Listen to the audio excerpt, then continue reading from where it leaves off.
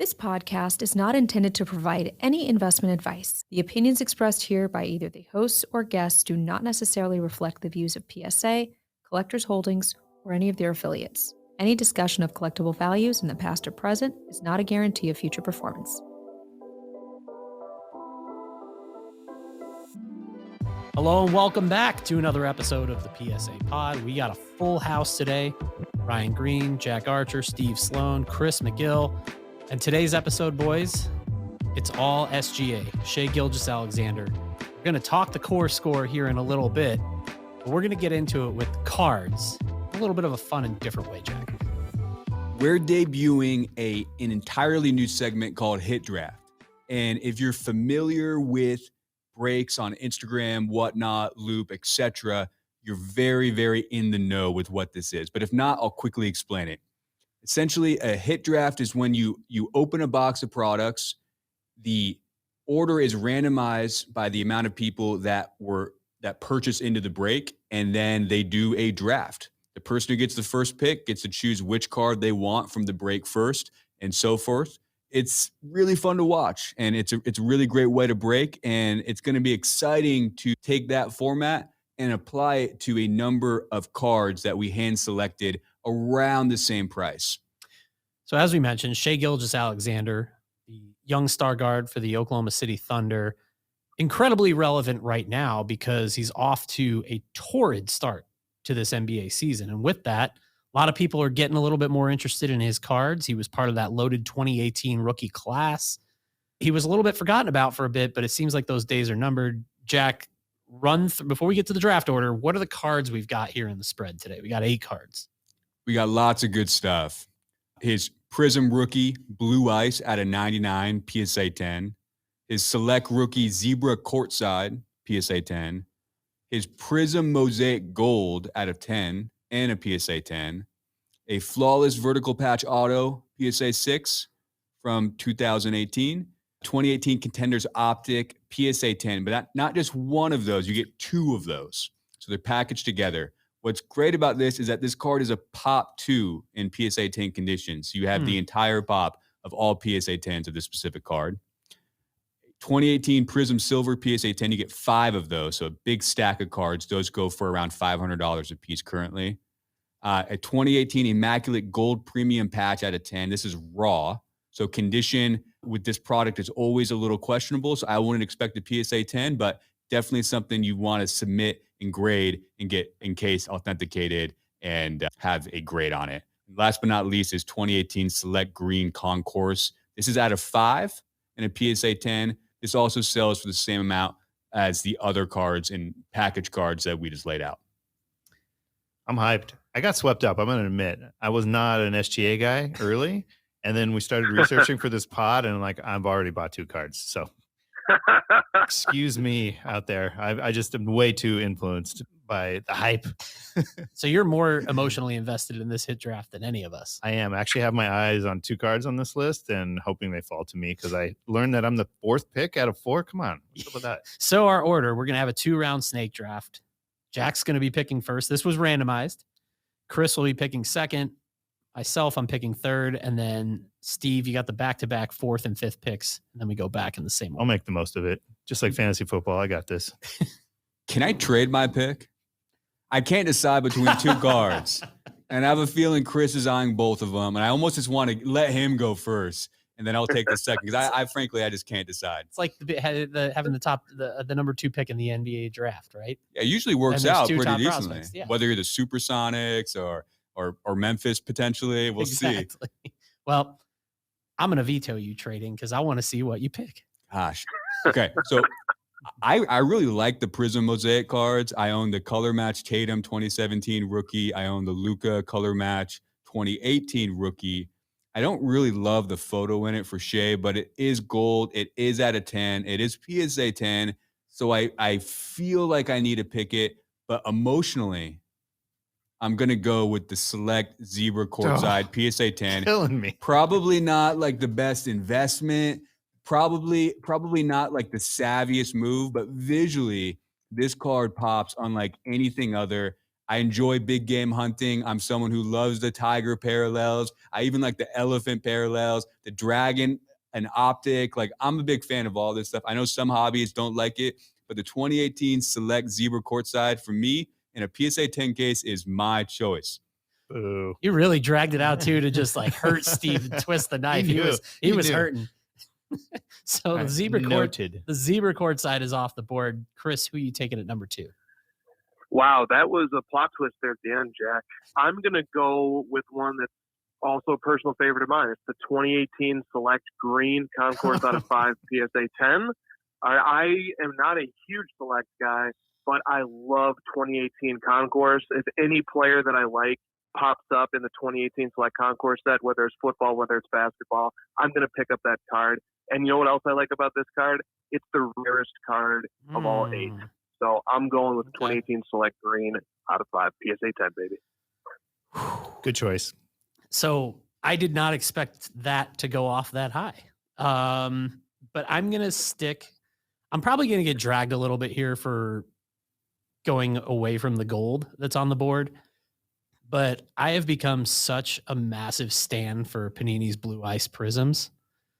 I'm going to go number 3 overall with the 2018 Prism Blue Ice out of 99 PSA 10, because if I'm buying this just strictly to hold in my collection and have to take out and look at over the years, that's the one I want. And it might be there again. It would have maybe still been there when I picked number 6, but I want to lock it in now because that's the one I want. Okay. All right. You guys broke my heart. I think behind the scenes here, you guys know that I'm trying to build the 2018 Select Courtside Rainbow. And so you intentionally took away the 10s for the zebra and the green. I actually own the zebra and the 9, so I can't be that sad, I guess, about it. But I'm going to go with a little bit of a cornering the market with the 2018 Contenders Optic Auto. To get both, to own the entire PSA 10 pop, maybe I'll flip the second one for something that fits my courtside PC. So I'm going to go there. And then this is another one. This is about me being focused. I'm going to go with the silver prisms because I like the idea of having just kind of the base silver prism as an item in my collection, and then using the other 4 to try to build more towards my set of my courtside rainbow. So for me, it's about moving on from these cards and using them as assets to upgrade my set of my PC. Wow. It's important to know that 2018 Shai Silver Prism cards, a lot lower pop than Luka and Trae. There was some damage issues with that, so a lot less PSA 10s in the pop report. And you spoke like the true Shai collector here, in that you're thinking like you're doing the 4D chess, like you're thinking 3 steps down the road of I want to take those 5 now. I can keep one and move. Is he allowed to be a true Shai collector? He's a Shai collector as of like 4 days ago. Well, he's more of a Shai collector than any of the rest of us. Exactly. This is true. So you guys need to show some respect over here. I've done hours and hours of research over the course of a day. 72 hours. So I'm back on the board, and I guess now I can't pass on the Mosaic Gold. I'd kick myself now if I left it here at number 6 for one of you two. I'm going to take the 2018 Prism Mosaic Gold PSA 10. I'm shocked that it lasted as long I am as too. It did, Yeah. I basically took it because I have to. So Chris, what are you going to leave for Jack at the end? We got basically a pair of RPAs here. Well, I was hoping against hope that you would have left that Mosaic Gold. Somehow it would have still been on the board. But since it's not, I'm going to, and it's really interesting too, Flawless and Immaculate are the 2 highest end products of these 8 cards in the hit draft, and they're going to be the last 2 to go. I'm going to go with Flawless. 2018 Flawless vertical patch autograph. It's already graded a PSA 6, which pleases me. These are tough to grade, these thick cards. PSA, to get a PSA 6 is a perfectly fine grade. I love the way this card looks. The patches are beautiful. Give me the Flawless vertical. That leaves me. Last pick, I got the 2018 Immaculate Gold Premium patch out of 10 raw. Obviously going to get it graded through PSA. I really like Immaculate. Personally, I like it better for football, and I can't really explain why. However, I love the Giannis Immaculate rookies. I think they're beautiful cards, and I definitely can feel this has a place in my collection. So I'm very happy about this. I frankly, I thought I was going to be stuck with either the Prism Silvers, maybe the Blue Ice, something like that. So I'm very happy this fell to me. All right. I enjoyed that. Yeah, that was fun. I think everybody kind of got something they were looking for out of it. I wish this was like actually happening. I know. We own these cards now. Now I really want that Blue Ice. It hurts. But yeah, this is, I think, the overall point here, though. Jack, you brought up something really interesting, especially around those Prism Silvers, is that, the PSA pop is very low on those. But in a lot of ways, like a lot of things with his cards have remained under the radar because of that rookie class he was a part of. And now more and more collectors are really seeing it. Yeah, I mean, Luka was just the biggest thing in the hobby really since his debut. And Trae Young has been, a special player in a lot of ways since then too. And they've really kind of swallowed up that entire class. And there's, really interesting things with the Shai cards. Like he's missing the RC badge on his Prism cards, for example. The population, as we noted, and in a lot of ways, because of how big Luka and Trae are in the hobby, it makes Shai cards really, really sneaky in terms of pricing, especially compared to a lot of his contemporaries. Yeah. Well, we're going to talk more about Shai from a collectability standpoint here after we take a quick break as we dive into the core score. We'll be right back. Hey everyone, I'm John and I work in the marketing department here at PSA. I wanted to remind you all about our modern sports card bulk grading special, which is going on until the end of November. If you're ripping wax of any new releases this holiday season, or actively collecting any current players like I do, this is the perfect time to get your collection graded by PSA at this limited time pricing. Me? I'm a big Chargers fan, and I collect Keenan Allen. Plus, I'm a huge F1 guy, and I'm constantly adding to my collection. I'll definitely be taking advantage of this special to get some of my favorite cards in PSA slabs. The maximum declared value with this special is $199 per card with a 10-card minimum per order. And a reminder, this special is exclusive to Collectors Club members, so visit psacard.com/join to become a member today. Okay, now that we talked about the cards a little bit, let's talk a little bit more about the player and the collectability. We're getting into the core score, going to jump in the algorithm and talk about Shai Gilgeous-Alexander. As we mentioned, one of the hottest players in the league here through the first quarter-ish of the season. At the time of this recording, averaging 31 points, 6 assists, almost 5 rebounds a game, clearly playing at an all-NBA level. So now it's time to take a look. Does the collectability match the productivity? And we're going to jump right in and start with our first metric, winning. So we had 2 for winning, which some listeners might be thinking a little high for someone on a team that's been tanking for several years. But his rookie year on the Clippers, playoff experience. He started in playoff games his rookie year. His second year is when Chris Paul was on the Thunder. Also playoff experience. Plus, he had the Chris Paul school of basketball, which I think is great for any player to attend. And so I think he gets a few points for winning. 2 felt fair to me. That's where we're at right now. Yeah, I know we don't typically want to look too far out into the future and project in this, but I think if you look into the immediate future, last week we were looking back into what went into the trade when he ended up going from the Clippers to Oklahoma City. And Oklahoma City didn't just get Shai Gilgeous-Alexander in exchange for Paul George going back to LA. They got a whole batch of picks, and some of them are still coming into play. They still have a 2023 first round pick coming. They still have a 2023 first round pick swap, a 2024 first rounder, 2025 first round pick swap, and a 2026 first rounder, all coming along with an all NBA player. So I think you can safely say that you can project out that Oklahoma City is going to use these assets right, and they're going to build a winner around Shai Gilgeous-Alexander, and you can feel confident saying he's going to be a winner for years to come. And you trust Presti not to trade him? I trust Presti to do what's right for the Thunder. And I have to assume that has SGA taken into account. So we're going to go with a 2 on the -10 through +10 scale for winning. All right, next up, let's talk market. This is an interesting one. We had this conversation with Zion in New Orleans. Oklahoma City, as a market for a budding superstar, how are we going to score it, guys? Yeah, we gave Zion a 0, but we ended up giving SGA a -5. And, I think I actually want to argue against the -5. I want to take a position of 0. I think unlike baseball, the market matters less in basketball just because of the marketability of the sport, the highlight reels, the fact that stars can transcend markets much more readily because of how visible they are. I'm using team merchandise as a proxy for cards in this argument. There are 2 U.S. metropolitan areas that rank outside the top 40 in population in the United States, but inside the top 10 in NBA merchandise sales. And I think you guys could probably guess what those 2 small markets are that score so well in merchandise sales based on the players that drive those sales. I won't keep you guys on a cliffhanger. It's Memphis at number 43. Obviously Ja, and it's Milwaukee at number 40, which is Giannis.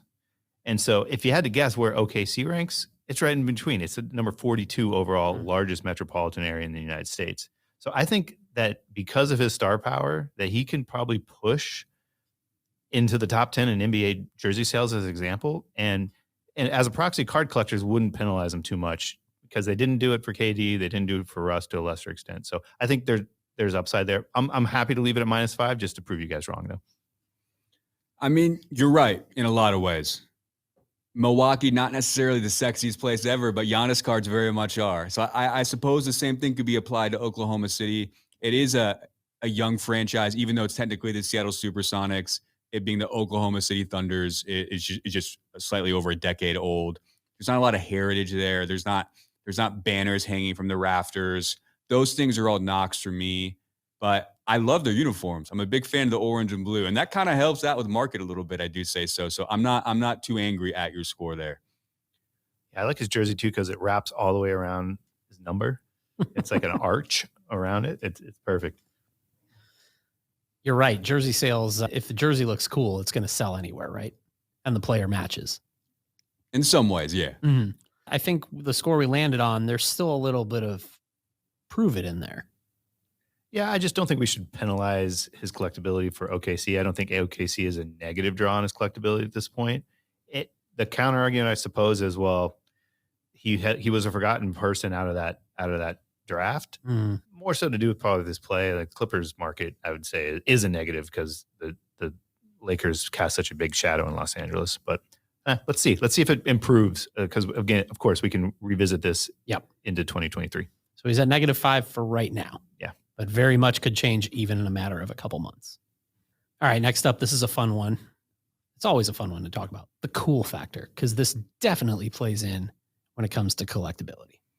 Yeah, I mean, Shai's ridiculously cool. Like he has this like sense about him, which like the way that he carries himself and the way that he walks, and he's really deep into the fashion world too, which might be uncool for some people, but for me, I think it's interesting when athletes sort of transcend their sport and become someone who is looked up to, not necessarily for their athletic ability, but for other things that they're interested in, whether it's like filmmaking or in Shai's case, fashion.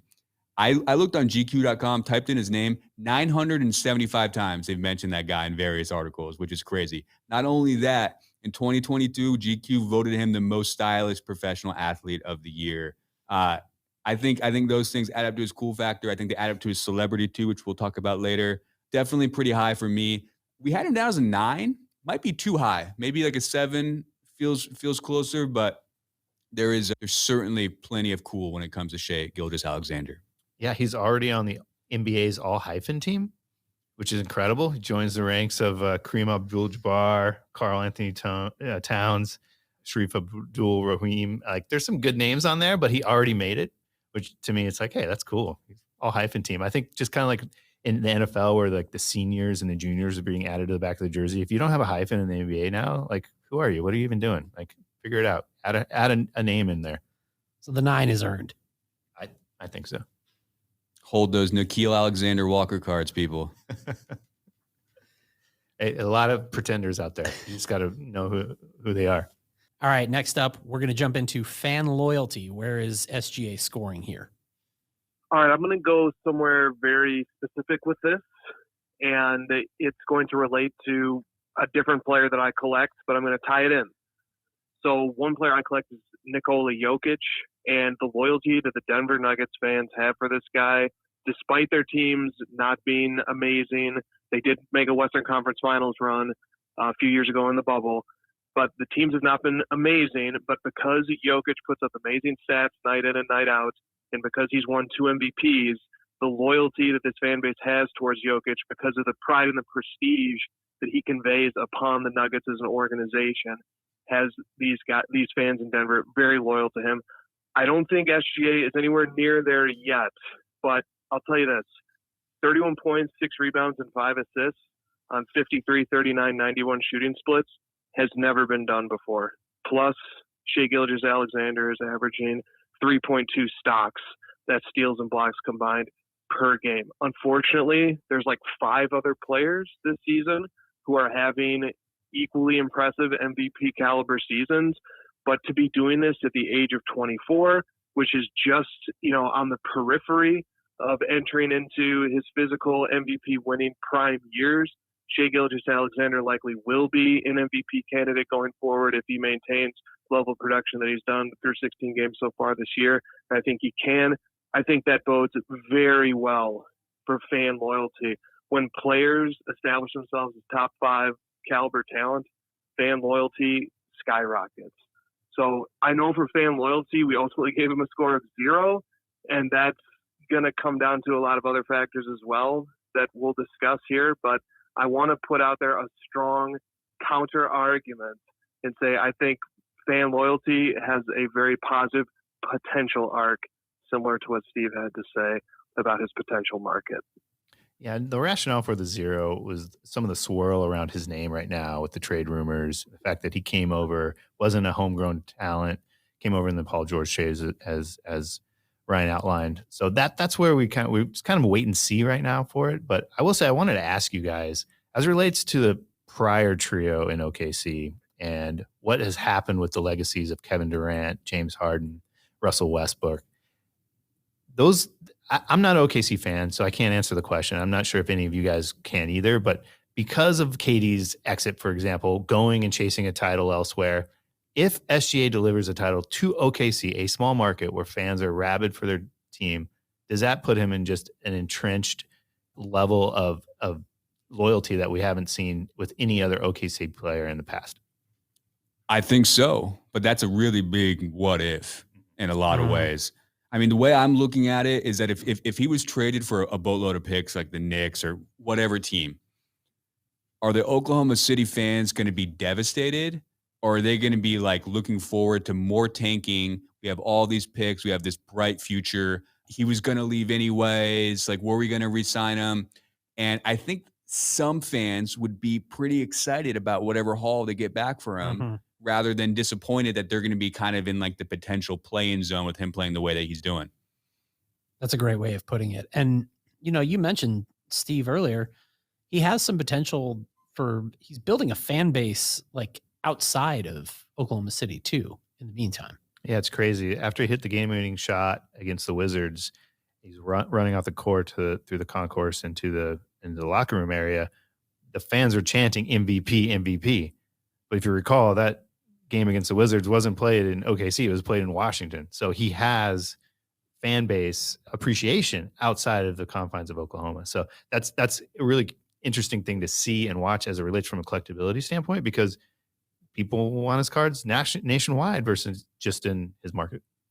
If I may chime in briefly as well, I agree that I'm not sure the Oklahoma City fans are over the moon about Shai Gilgeous-Alexander at this time.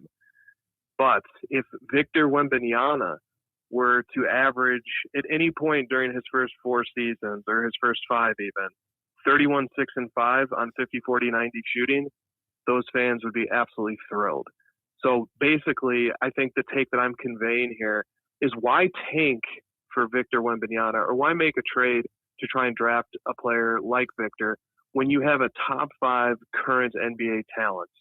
A guy who Kevin Pelton on Zach Lowe's podcast has as his number 4 candidate for MVP right now. NBA.com's MVP ladder has Shai at number 7. Why would you trade to try and get a player who could possibly become that when you already have one right now? That's way too rational, Chris. Way too rational. So overall, we landed at a 0 here, and I think we're pretty fair with where we are. I can't wait to revisit this in June. Next up, this kind of ties in with cool factor that we discussed earlier, but Jack, let's talk about his celebrity score. Yeah, I mean, he's a brand ambassador for Levi's in a very small group. He, like I mentioned earlier, his influence in like the style and fashion world, GQ's most stylish professional athlete of 2022, all of those things help his celebrity, but he's very far from a household name. Incredibly far. Even in like the sports world, if you're a casual basketball fan, you might not be immensely familiar with the name Shai Gilgeous-Alexander. I think there's a long ways to go. We had him at 4 just because he has everything you want in someone who's going to be a superstar, but he's not quite there yet. So 4 seems pretty fair. He's definitely on the rise in that category. Has a lot of really good things working for him that, again, can kind of transcend that market. When my mom knows how to pronounce his name, I think he'll have made it. It's a great way to score it here for athletes in smaller markets. I like that. For now, let's just go with SGA. That works. I would love for my mom to try to tackle how to pronounce Giannis's name in full. Well, we were talking about it earlier. Giannis is the litmus test for NBA knowledge. If you can tell instantly by the way someone pronounces Giannis's name, if they know real NBA. Next up, we're going to talk career arc. Where are we going to score him here? You know, Jack, you mentioned earlier some early playoff experience. He's he's a core piece of a really promising young franchise. The career arc looks pretty good. The bright future Thunder. He's 24 years old. He's not even really in his prime. I think most like MVP caliber winners, it's like around like 27 when they win their first championship. I believe Giannis was 27 when he won his first championship. Kobe was around that age as well. So he's got some runway, and the Thunder appear that they're going to be pretty good in the next year to 2, if not earlier than that. So I think there's a lot to look forward to when it comes to his career arc. He's really young. He's already doing some spectacular things. He's going to get better. His team is going to get better. There's a lot to look forward to if you're a Shai Gilgeous-Alexander collector. Chris, where are you seeing him stacking up, but not just with what the Thunder are building, but also in comparison to some other young superstars in that same age range? Set aside all of Oklahoma City's draft capital, even though we know they have it. Set it to the side.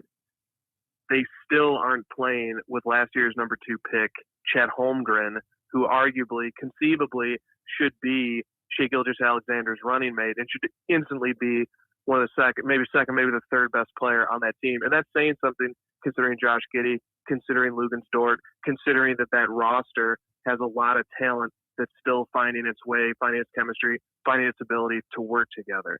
Now, we've seen some pretty impressive fireworks from young stars, in particular from the 2018 draft class. Trae Young has already been to an Eastern Conference Finals. Luka Doncic has already been to a Western Conference Finals. The West is pretty open this year. The West probably will be pretty open in the forthcoming years. There is a path. It's not likely. I don't want to say anything that sounds incredulous here or ridiculous. There is a path, though, for a team like the Thunder, or for a team that is just maybe 1 or 2 pieces away, maybe a Chet Holmgren away from making some noise, from maybe sneaking past a playoff series or 2. Other 2018 young stars have done it. I think the Thunder could do it potentially as well with just another piece or 2. I think the career arc, I think the potential trajectory here, if things stay in place, is pretty good. And we had it at an 8, which is very strong career arc. Really, what we're looking at is trying to measure ability to and runway to win a championship.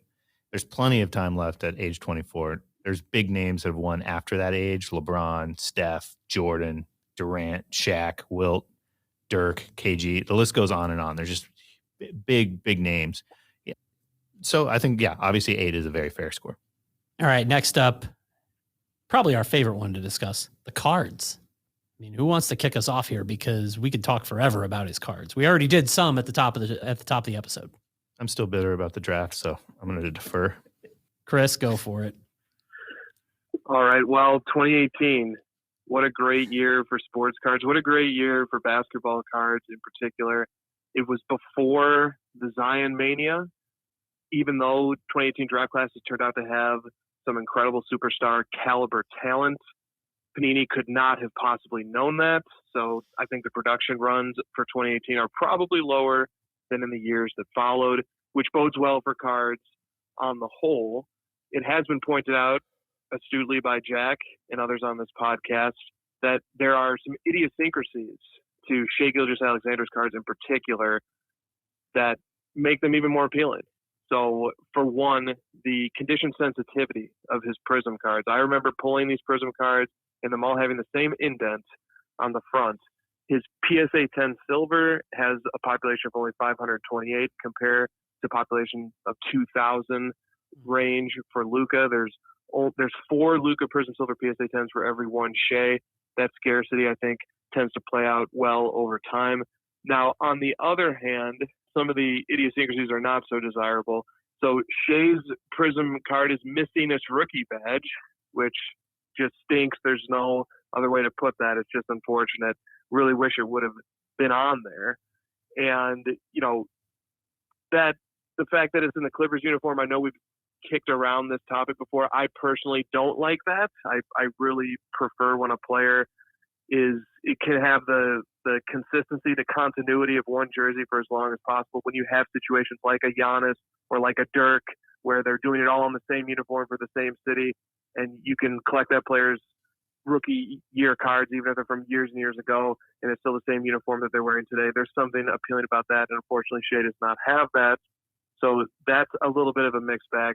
But for me, the thing that carries the day is that 2018 was such a tremendous year for products, whether it's top shelf stuff like National Treasures and Flawless and Immaculate, or whether it's, the absolutely iconic Optichrome products like Prism and like Optic and like Select. There is so much to choose from. There's so much to like about Shai Gilgeous-Alexander's rookie card offering. 2018 is a great year, but he does get docked a few points, unfortunately, because of the missing RC logo. Yeah, I don't want to be a negative collector, but picking some nits here over his Prism card, I just feel like he's very far away. Like I prefer the Select because he's in action versus the photo shoot, and I just feel like he's just like maybe it's okay because he's out of the 3-point line shooting that shot on his Prism card, but I'd prefer it to be a little bit more close. That's again a personal preference thing, but look at across the products for your personal favorite, whether it's Prism, Panini, Donruss, Optic, obviously the same design there, or Select. Select I like because it has 3 options. I love his Optic rookie card. I love all the 2018 Optic rookie cards. He's got that nice big rated rookie badge. It's got the photo shoot classic photo, but it's got the Optichrome, so it has that real shine to it. It's a really, really nice card. There was a checkerboard parallel PSA 10 up for auction recently. Was watching it, didn't bid on it, but man, was I tempted. It's a beautiful card. So we scored him a 6. And I think basically given all the pros and cons, I feel like that's pretty fair. I think we landed in a good spot there. All right. We got a few to kind of lump together here because they're pretty self-explanatory. Jack, in terms of his position, this one's an easy one to score. Kind of like a hybrid point guard, shooting guard now. 10, easy. In terms of his reputation, pretty neutral. Not too much positive, not too much negative to really, affect anything either way. We scored him at a 0. Net neutral there. And then his injury risk. This is an interesting one because, same position as Ja Morant, who we scored with a very high injury risk. But SGA doesn't quite play above the rim the same way. He's obviously can be a little prone to injury here because of the position he plays, but he's not really putting himself up there at too much risk. I actually think in the rare case, this is actually where collectors might be rooting for an injury, at least this year, because of the draft position that the OKC could get, right? I mean, the team's not going anywhere this year. If he's not on the court, they're going to be probably the bottom team in the league, potentially. And that sets them up for future success next year. So as long as it's not a serious injury, there's not a whole lot of downside to injury risk this year. I think that's what might be hurting his prices in some ways because there's no FOMO. Because nobody really thinks like the Thunder are going to surprise everybody and make a giant run. Yeah. Most collectors and NBA fans think that they're going to find some phantom injury, shut them down so they can lose more games and get a higher draft pick. And because of that, I think this is everyone wants to buy Shai cards, but they're kind of like just waiting for the right moment because it feels like there's going to be a better moment in the near future. And that's kind of how it's been for the last several years. Do you think that affects? Well, Jack. No, go ahead, Chris. Well, Jack, if I may put an asterisk on your comments, I think they're largely true. But also, 5 days ago, somebody paid $87,000 for a Shai Gilgeous-Alexander card, a National Treasures Emerald RPA out of 5. Wow. So I think there's at least a little bit of FOMO going on. That was Shai's highest selling card all time by almost a factor of 2. Wow. Let me ask you this about the injury risk. We scored him a 3 here. Do you think it works against him that collectors are wondering, we talked about his quote unquote injuries last year because obviously they're being strategic with the way they manage their roster. Do you think people are worried about the same thing, getting in on his cards and he sits 20 mystery games at the end of this season? Yeah, it's just he's hot now, and then the Thunder are going to go into tank mode, and his cards are going to cool off and be a little less interesting when everyone has focus on the players that are going to make a playoff run that year and the upcoming rookie class with the 2 big stars at the top of the draft. All right, so we're going to stick at a 3 there. And to round it all out, we renamed this category. It was highlights, but now we've called it highlights and talent mojo. I love that name. Jack, you came up with it. Let's dive into his highlights and talent mojo. Where do you see him at there? I mean, he's not the high-flying John Morant dunk artist type player. He's very smooth, very, very deliberate, very fun to watch, but not necessarily flashy in how he plays the game. So in terms of highlights, I personally think it's kind of low. I know he's had some clutch big shots of late, but I think it's probably lower than people would expect. But in terms of talent mojo, like the sky's the limit with this kid. Really, really special player, and I think that balances things out. We had him at a 5, but I think that's up to debate. We scored him at a 5. I'm a little higher on him because I really love players that have that clutch gene and have a highlight reel filled with buzzer beaters. Like I was never a huge Kobe fan, but that was one of the things I always respected about Kobe was that at the end of the game, the ball was in his hands and he delivered.